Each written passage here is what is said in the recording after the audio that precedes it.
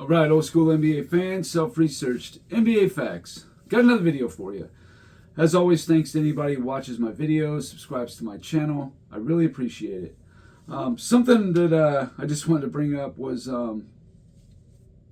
that it seems lately, whenever I do a video on something, people start talking about something else. You know, like dismissing what I said out of hand, and then almost, I don't really know how to say it, but other than they take what I said and then make something else out of it. You know, like for example, the whole Kobe and, LeBron, the 2011 took them out of the GOAT conversation. Now, if you translate that as, I think Kobe and LeBron are bums, they're not all-time greats, I just think that you're just being super biased and being stupid, really. That's never what I said. All I said was that season in 2011 took both players out of contention for the GOAT conversation, in my opinion. You don't have to agree with it. That's great. That's fine. But because Kobe didn't get the three-peat and because LeBron James was so bad in that finals, and that was the third year in a row he had a very disappointing season when he should have did more than what he did. For me, that those are just too big of hills to climb, to overcome. Now, some people in the comments said 2004 did Kobe in. And I was looking at it more like it's about the conversation. You could now say, well, Kobe's got 2 three-peats just like Jordan did. So you can have the conversation about it. You know what I mean? And there would be validity to it. You know what I'm saying?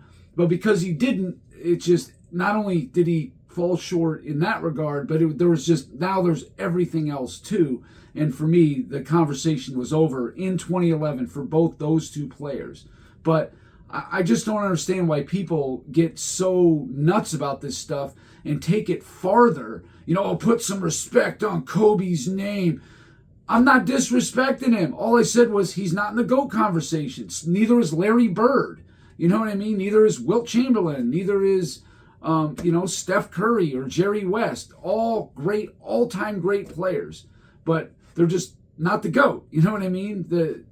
That's all there is to it. There's only one guy who has the resume to be the greatest of all time, in my opinion, and a lot of other people share that same opinion, and it's Michael Jordan.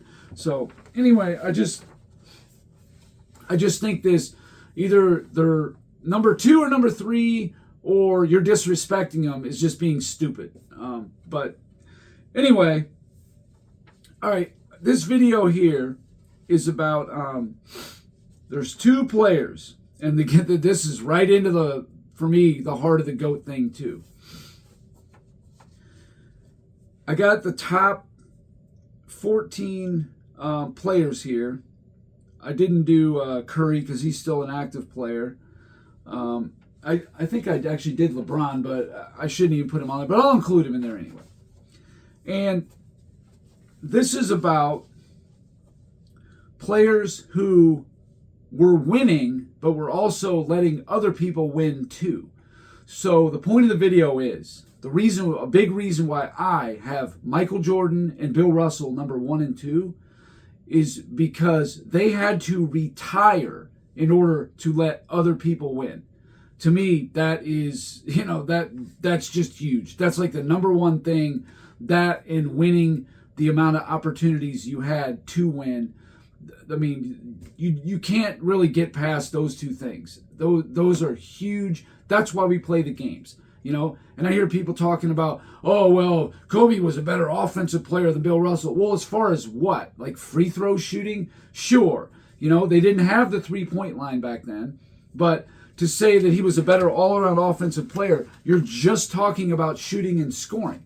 You're not considering the rest of it, like IQ and, how to lead a team, rebounding, passing, all these things go into it. All the little intangibles make up being a great player on both sides of the ball, whatever. It isn't just about any one stat or any one thing. But really, stats are nice and all, but it really comes down to, did you win? Did you get the most out of your teammates? That's why I have Russell so high, because he did in spades, and his will and determination, refuse to lose attitude was probably even greater than Michael Jordan's. I mean, it's like nothing I've ever seen. I've seen as much film on Russell as I could get my hands on. I saw the Netflix special, anything that I could see, all kinds of interviews from people, and they all said the same thing. Russell's value isn't always going to show up in the box score, but he was the driving force behind their winning. But anyway, let's get into the crux of this video. So, Moses Malone, who I have as number 14, obviously a great player. One of the, maybe the best offensive rebounder of all time. 3-time MVP, deserved every one of them.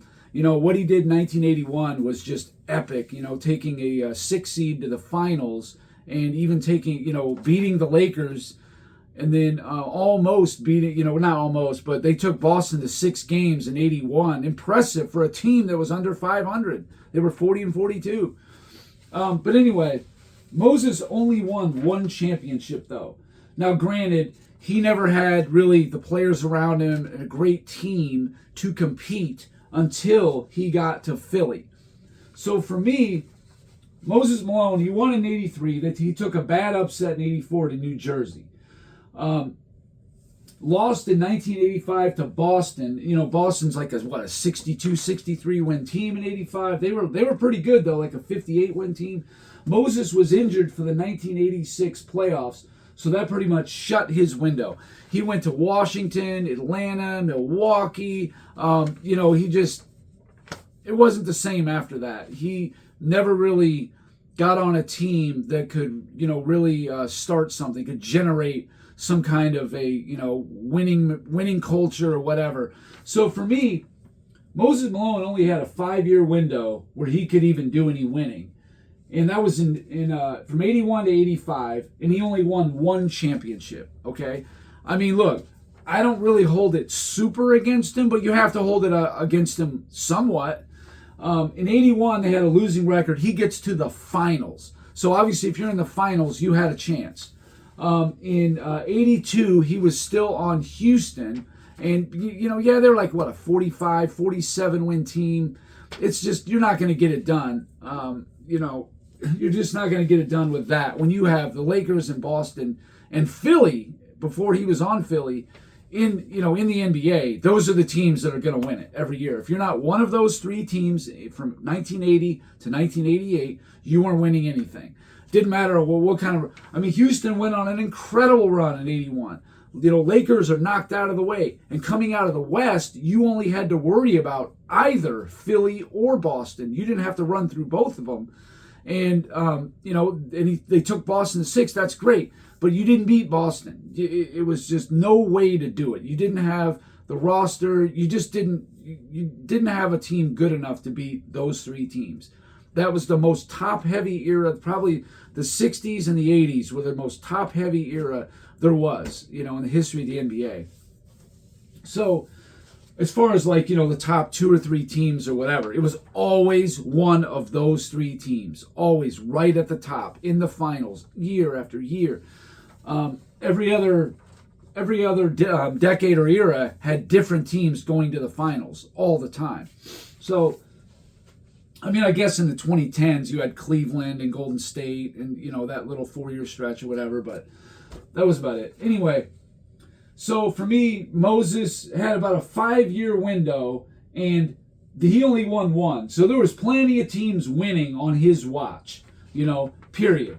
And again, this is not a measure of how great a player was. This is just about winning. How you did in your little window and, time that you had to win. Because some people had big windows, some of them had short. But how good did you do in that little window you had? All right, Jerry West. Now, West had the best team in the NBA in 1969.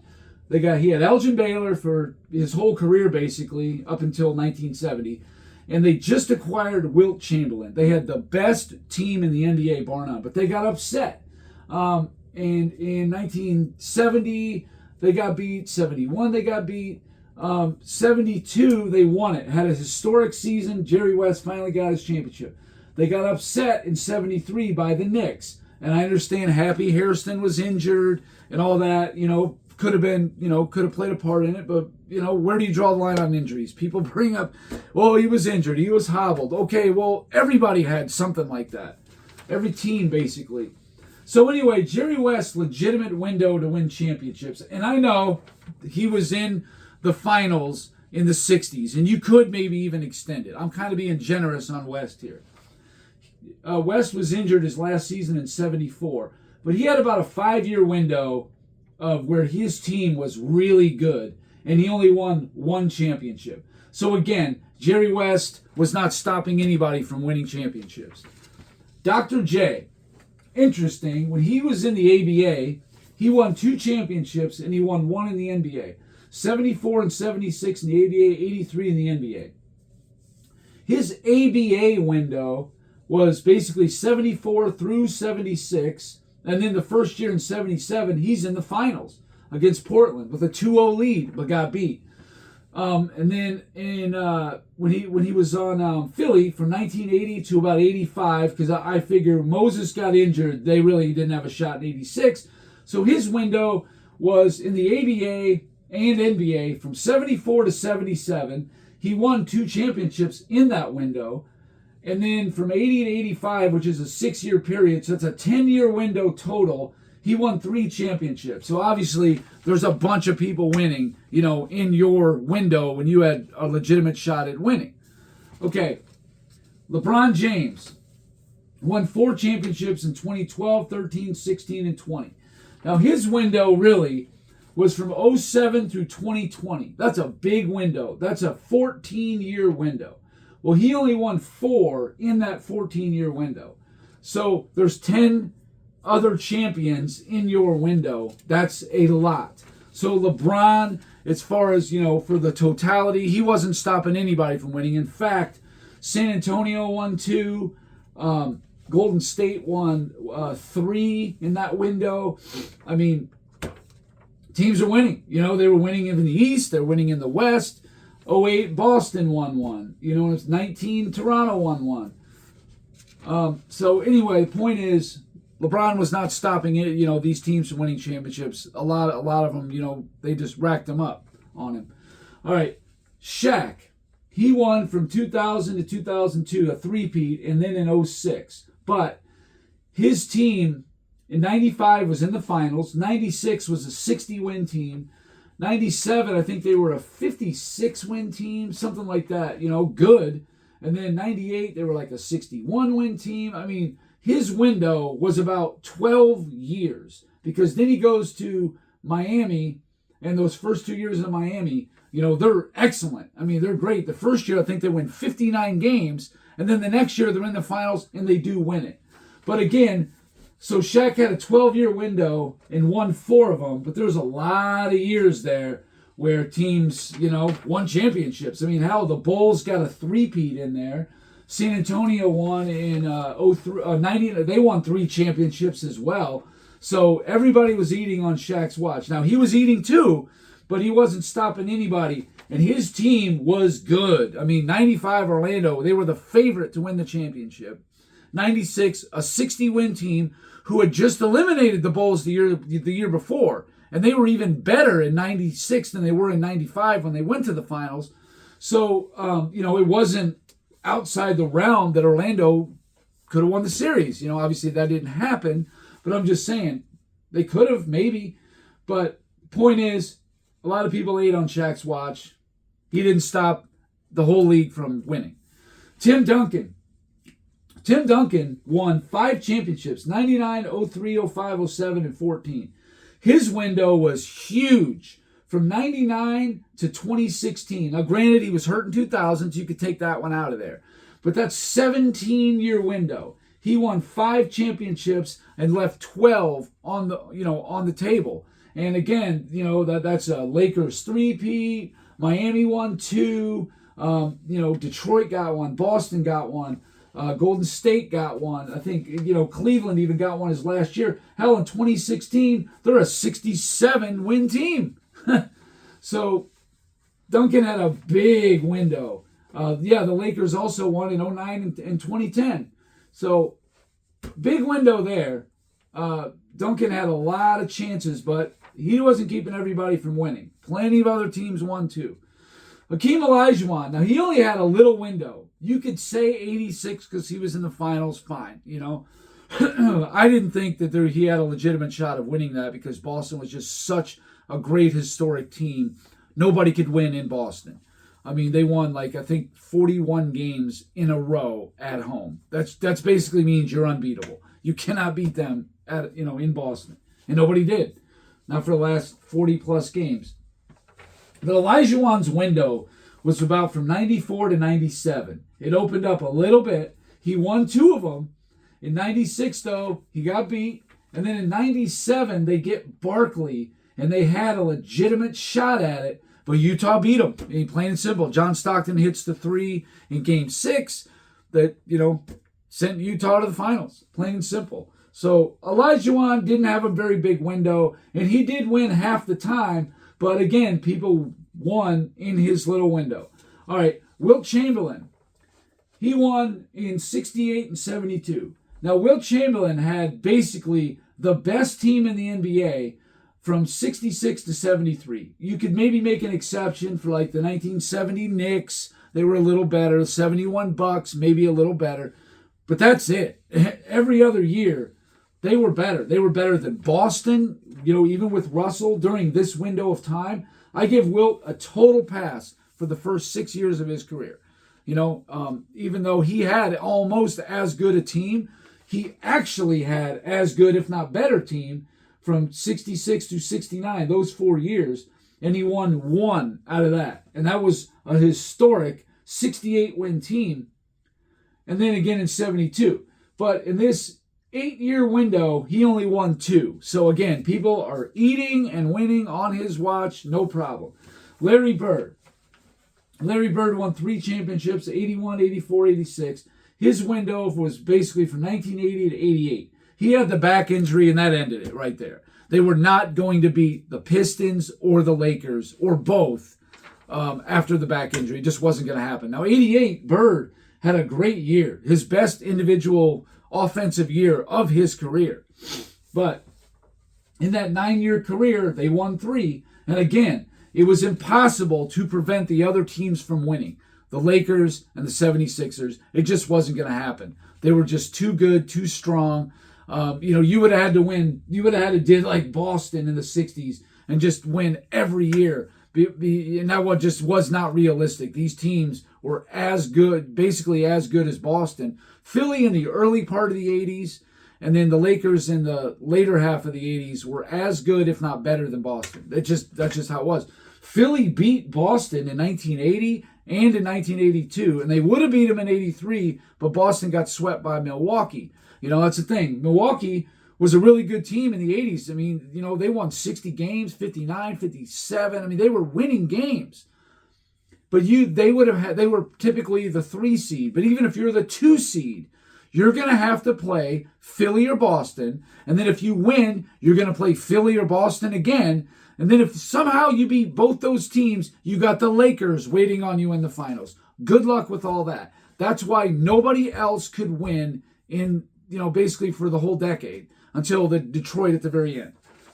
All right. So Bird, he won 3 out of it, basically his 9-year window. Obviously, like I said, the teams were just too strong. There was no way to prevent anybody from winning. Kareem Abdul-Jabbar, he won in 71, 80, 82, 85, 87, 88. 6 championships. His window, realistic, legitimate window, was from 71 to 74. He had a 4-year window there with Oscar Robertson and Bob Dandridge. They won it in 71, had an historic, great season. They were in the finals again in 74, had the NBA's best record in 73. They weren't that far off from the 72 Lakers even, but they only got 1 championship. So again, the Lakers won 1.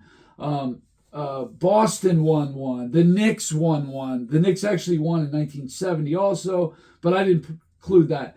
The other part of his window was from 78 to 89. In 77 through 89, they're the number 1 seed in 77.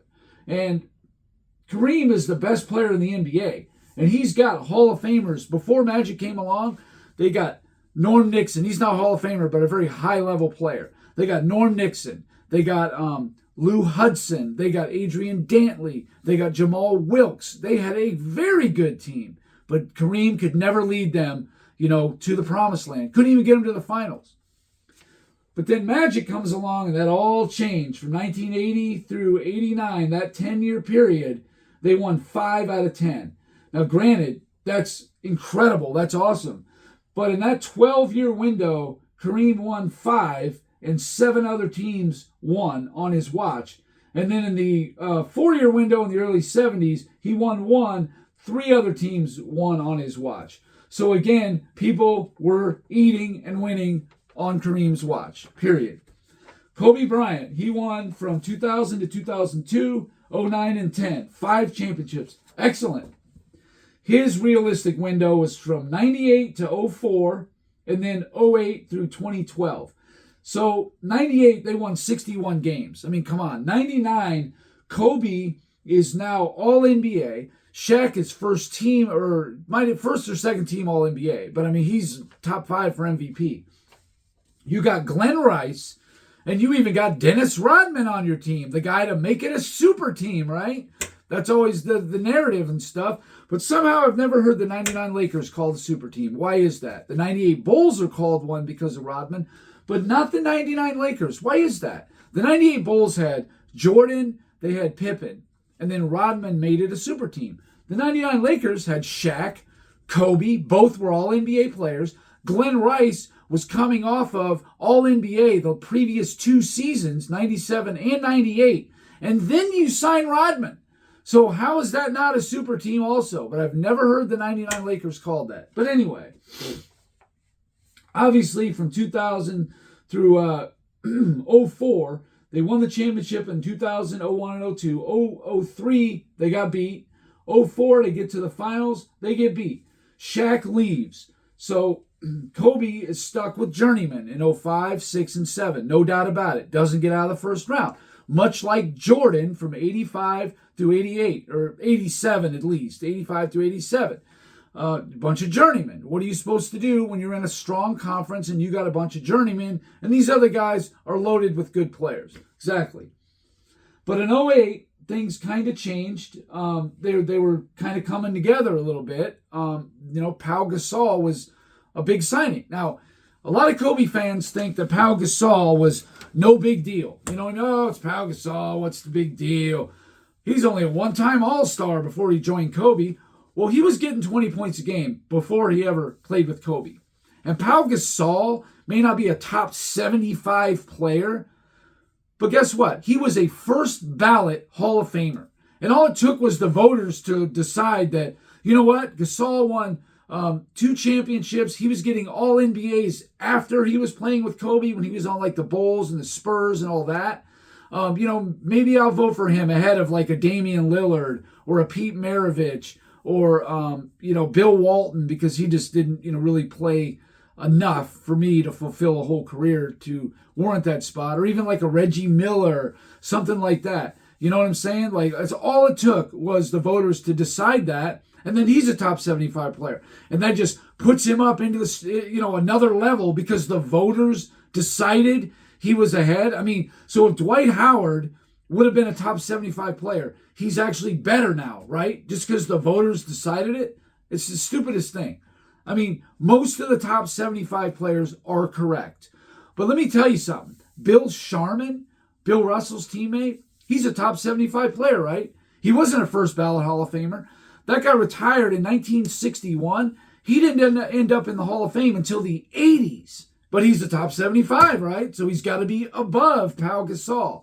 See, it can get stupid like that really quick. And, do I think that Sam Jones is definitively better than Pau Gasol? I don't. I think they're very close. I do. But anyway, whatever. There's no team that won a championship with one player and just total scrubs altogether. The closest I remember seeing was the 94 Rockets. That was as close as I can remember seeing that happen. But anyway, so obviously Kobe had a 7-year window and a 5-year window. That's 12 total years. Now, he did win 5 out of those 12, but San Antonio won 2 championships from 99 and 03. And then a bunch of individual teams like Boston in 08, Dallas in 11, Miami in 12, and then, of course, the Bulls in 98, all that kind of stuff. So he was winning and won his fair share, but Kobe was still playing, winning 57 games and, whatever, and he was not winning anymore while he was still playing, you know what I'm saying? All right, Magic Johnson, it's going to be similar to Bird and Kareem and all that. He won in 80, 82, 85, 87, 88. His window was basically 12 years, the whole way through. Even after Kareem got old, after probably about 87, well, in 88 and 89,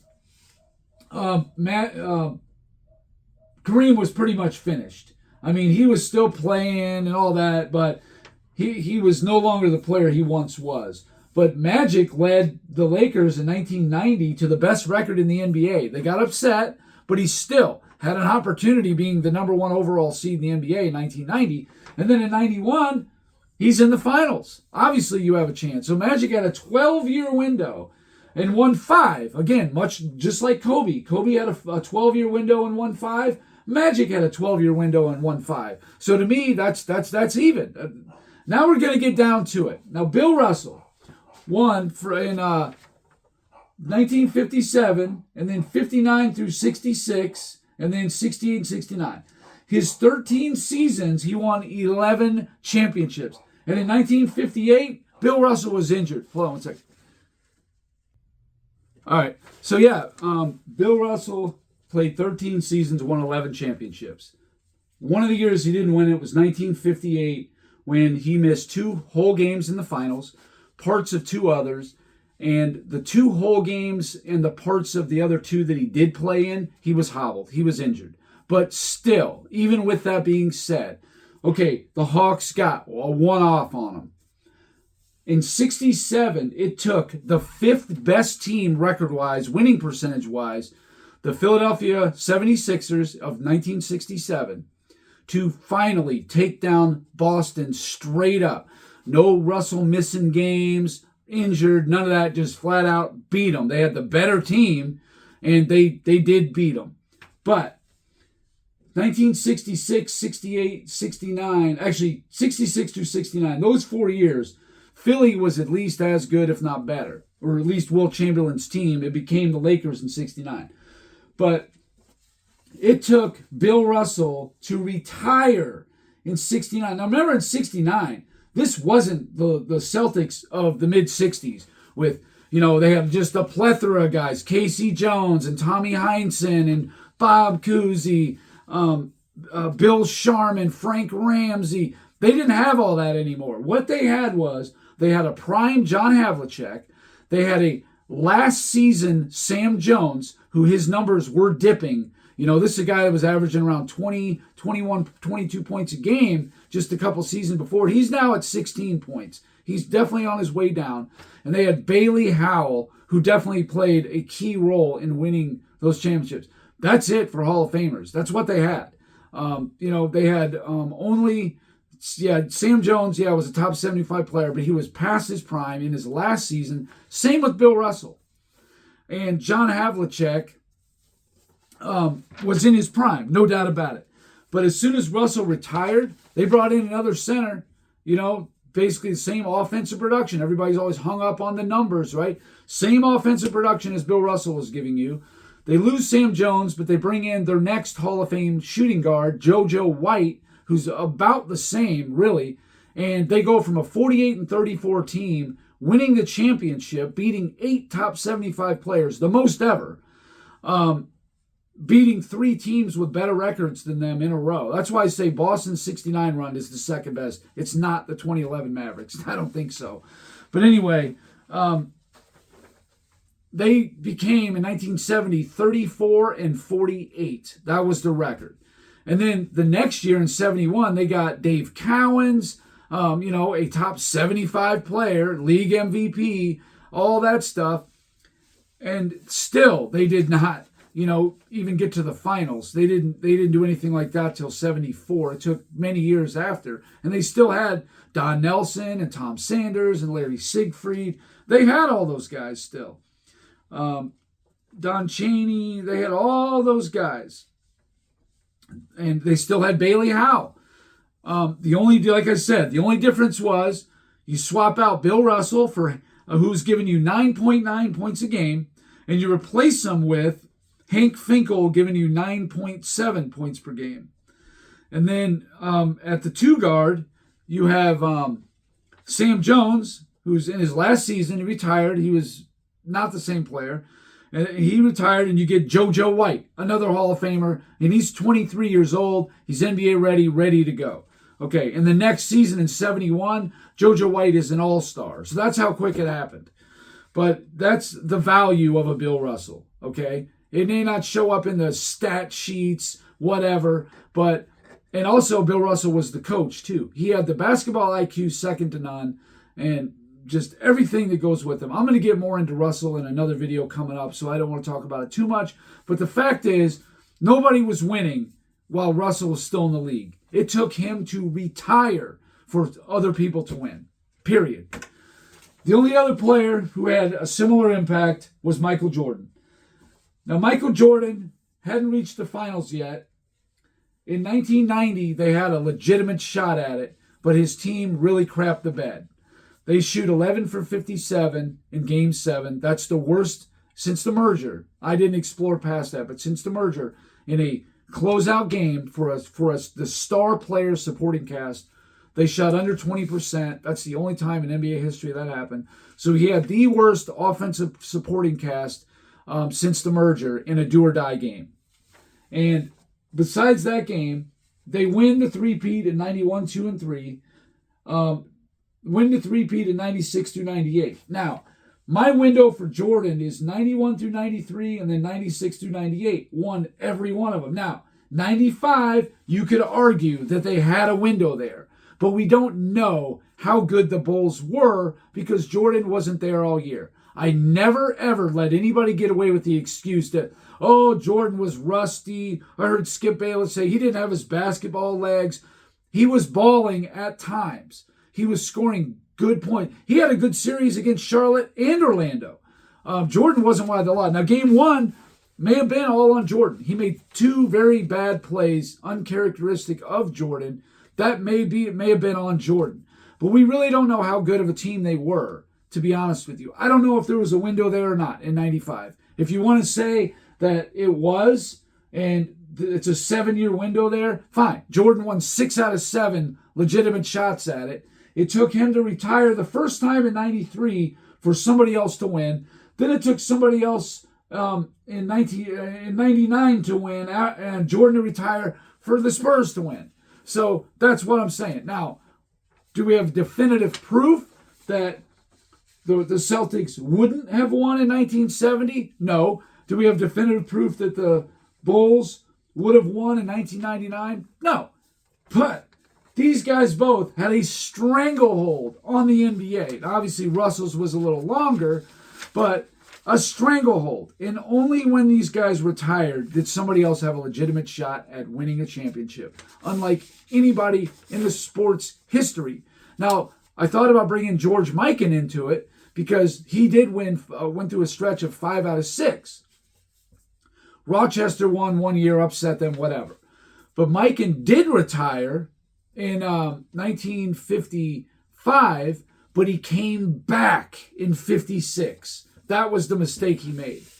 Kind of like Jordan did, I guess, in 95. And they didn't win. You know what I mean? They got whooped. The Philadelphia Warriors won the championship. So, and Mikan's time would have come to an end anyway had he hung around. Russell was the next season in 57. It was over. But anyway, those are the only 2 guys that had to retire for other people to be allowed to win, period. Kareem retiring didn't do anything. Magic retiring, and I think Magic would have competed more had he stayed in the league, but people were already winning. The Bulls in 91, Detroit in 1990 and 89, they were already winning. You see what I'm saying? And of course, Bird, his last championship was in 86. This is a guy who played another 6 seasons after that. So anyway, that's all I got for this video. Thanks for watching. If you liked it, please hit the like button. And until next time.